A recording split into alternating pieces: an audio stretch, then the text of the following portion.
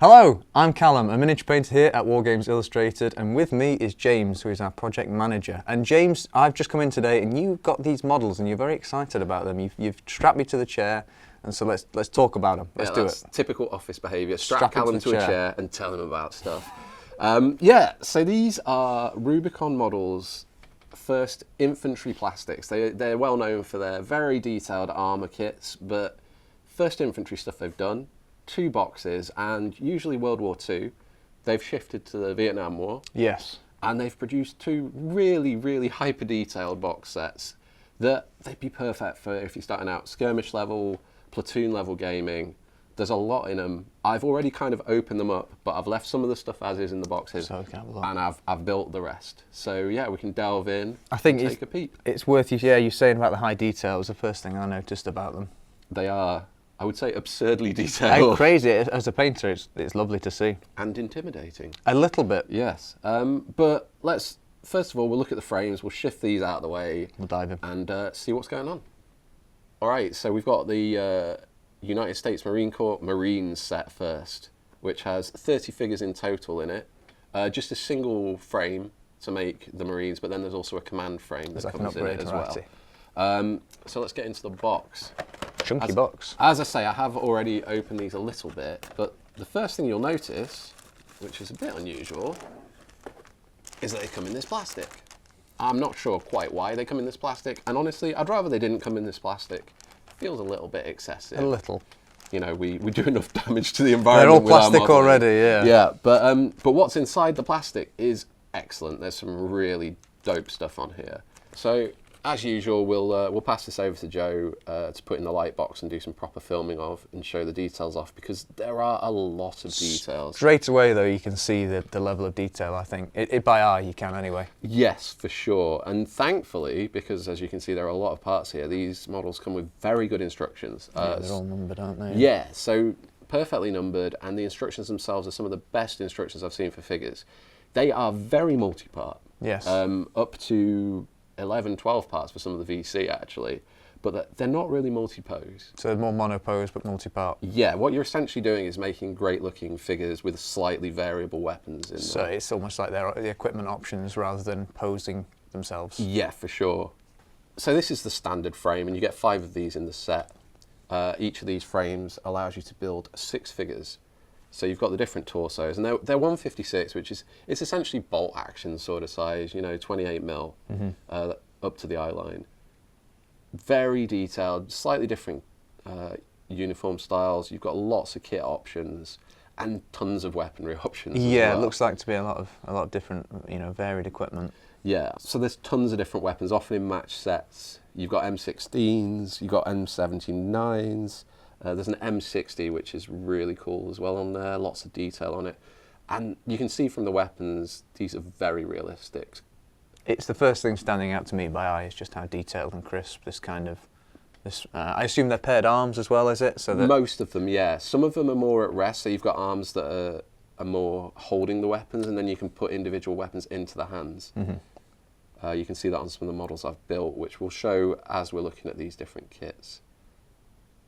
So, as well as this frame, I've had to use the command frame to build the models that you're seeing here, but the command frame comes with a ton of extra kit. So I can see here you've got a radio operator. Yes, so that's one of the parts that's on the command frame, along with other command options. And even here, you've got nice little details that there's one with the handset on the backpack, and there's one with the handset that's not, so that you can have the guy using it. I see, yeah, we've got lots of equipment to be attached here as well. Oh, so much. You've got absolutely ridiculous amounts. There's pouches, there's bandoliers, there's a claymore bag, there's an amazing tropical rucksack, which I was particularly taken with and put on one of the figures. And you shouldn't forget, of course, the butt packs as well. Yeah. Got to have some butt packs. You've also got some really cool blades. The machete's also a really nice little addition. That's a nice touch. There's also an M72 Law, which is on the frame, and you've got one in the hand as well that's being fired, but then there's one that you can have stowed, which is another cool little touch. That's always nice, a bit of variety. Yeah, for sure. And then this is the little A5 instruction booklet, which is kind of 4-page. I'm quite impressed by this actually. So the set bodies It explains in detail which arm. Ah, I see. So there's 2 different types to go with the 4 weapons. Yes. This is really detailed. I'm really impressed with this. It is, and it varies depending on the build of the figure. And actually, once we get to the VC, you'll see that command options as well. Yes, so this is where it's slightly different. With the US set, the accessories all tend to be quite optional. Yeah. Whereas with the VC, it's a bit more fixed in what goes with what, and you have more specific command options. And we've got different head options here as well, it looks like. Yes, head variation. Again, some of the heads won't work as well with certain sets because the necks and the areas and the look of them is very fixed. Yeah. There is a slight propensity to have the heads looking down a little more than you'd maybe want on a figure. Yeah. Probably quite realistic for the conflict and keeping your head down, but means you're not getting that point of focus, which is wargaming you normally see. Minor criticism that you're going to pick up if you're painting. There's also a Huey on the way, which is worth mentioning, and I saw that kit at Partisan. That looks really detailed too, so that'd be an extra that'd be great for this set. Yep. And we're on to the Viet Cong Fighters kit, which is the same scale.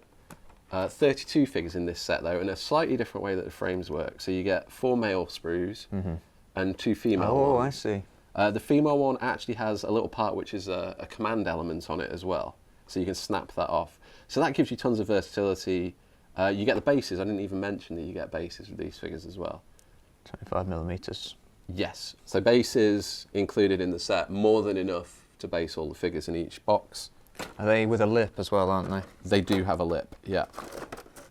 So yeah, I mean, you can see the number of parts here. There's a kneeling combo there. You can see that's got a flat back as well. That's because that one's ready to take a pack. Some kind of pack on there, yep. Could have one to hold rockets there, which also have these bits stuck on. I thought I saw those on the ones you'd built. Yep. So to make that figure will take 12 parts maybe if you give it a separate hat head as well. That's crazy. It looks awesome. It's worth it though, I think, for the detail, but it's a lot of parts to build. It is a commitment, that's for sure. You've got a few little extra pouches as well.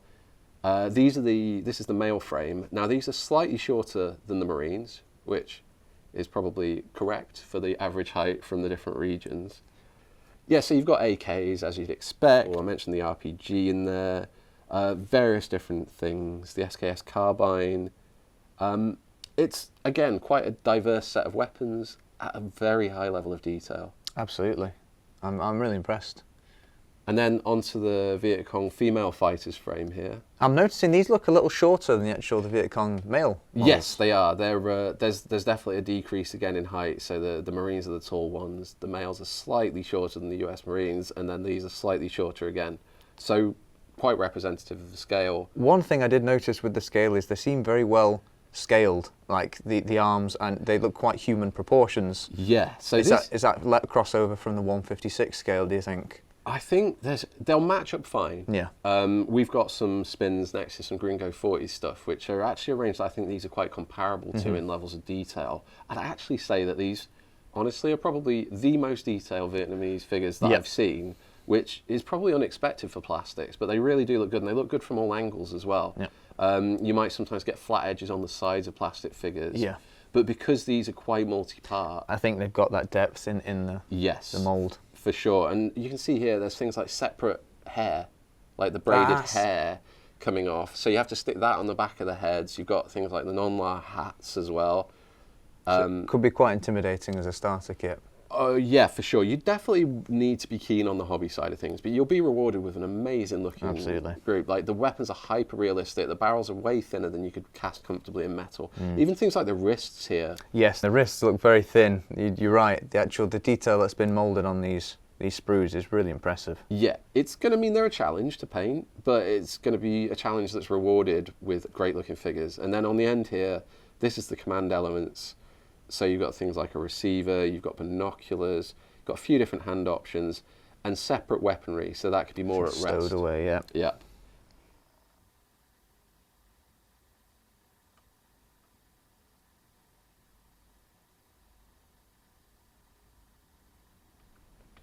So that's a deep dive look at these miniatures from Rubicon Models of the Viet Cong and the Marines. I really enjoyed getting to see these up close and having a proper look in the box.